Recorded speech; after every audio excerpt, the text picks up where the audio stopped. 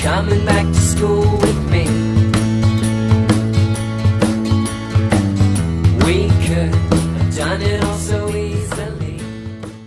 Hi, my name is Craig Thompson-Wood. I'm the board game teacher. Thanks for coming to the classroom. Today I'm going to be finishing off the 6th part, which finishes off the whole of the Empowering Modern Learners series by the document put out by the Peel District School Board. Today's topic, models of learning. The models of learning element reads as follows. In a world of immediate access to information, we must integrate models of learning that are student-centered and facilitate relevant and authentic explorations of that information.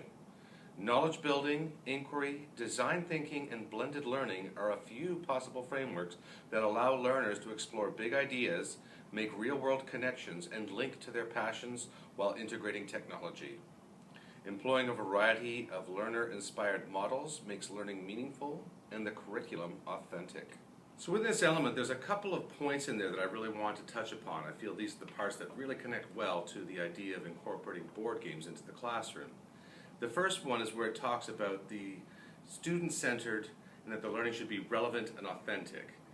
I think when we incorporate games into the classroom, I think we are keeping those students in mind, and the students, can, once you have introduced them to a variety of different games that can teach a variety of different skills, then the students can be making some of their own choices as to which games they could be playing to work on particular skills. They can identify the skills that can be learned by playing different games and can then start to take charge themselves of that learning.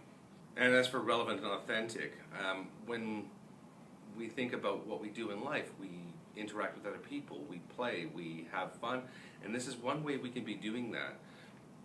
Playing, learning together, having fun together, so nothing is more relevant and authentic than that. But doing so in a way that we can continue to learn, and as teachers using them in the classroom to continue to forward the education, there's a lot of learning that happens there that is both relevant and authentic. And if we want to look at it from a curriculum standpoint, we can certainly be tailoring the games that we're choosing for the classroom to be very relevant, very authentic to the curriculum that we're teaching. The second part I want to look at is where it says that knowledge, building, inquiry, design are a few possible frameworks, and that's the quote in it, a few possible frameworks. So it acknowledges, even within this document, that there is so much room more for different ways to explore different models of learning. And as I'm proposing, and as I have proposed through the course of this whole 6-part series, board games really fit well into all the areas outlined by the Empowering Modern Learners document. And I think that we would do well to look more into that and see how we can incorporate them more into our classrooms. The final part I want to look at in this is where it says to make real-world connections. And I have heard through my research of schools that use like Monopoly for concepts of budgeting. And there's games about like the Underground Railroad, there's games about history, there's games about Greek mythology, there's games about all kinds of different things. So no matter what it is that you're learning about or want to teach, or you want the students to be making connections to, there is things that can be life applicable within a board game, absolutely. Not only that, as I've mentioned in the previous episode about 21st century competencies, the fact that there are so many social connections that we make. I mean, it's maybe a bit of a stretch when we're talking about real world connections to talk about social connections, but it's so important.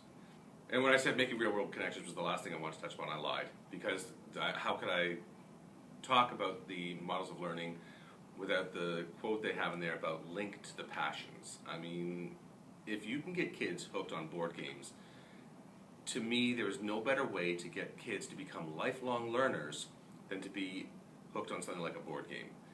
Because when you're linked to a passion like board games, then you are constantly reading rules, you're constantly learning rules, you're constantly absorbing and learning all the things that goes on in the games, the math, the sciences, the history, whatever games it is that you're playing and you enjoy. There is just so much learning that happens. And I just think that for me, and of course I'm biased, but I think there's no better passion to be linked to than board games. Well, that wraps it up for today's episode, and that wraps it up for the 6-part series on the Empowering Modern Learners. So if you have any other ideas for things you might like to see me touch upon in terms of curriculum or pedagogical theory that you think that board games could apply well to, please leave me a message in the comment section below. Always great to hear from the viewers. Well, until next time, I'm Craig Thompson-Wood, the board game teacher, saying thanks for coming to the classroom.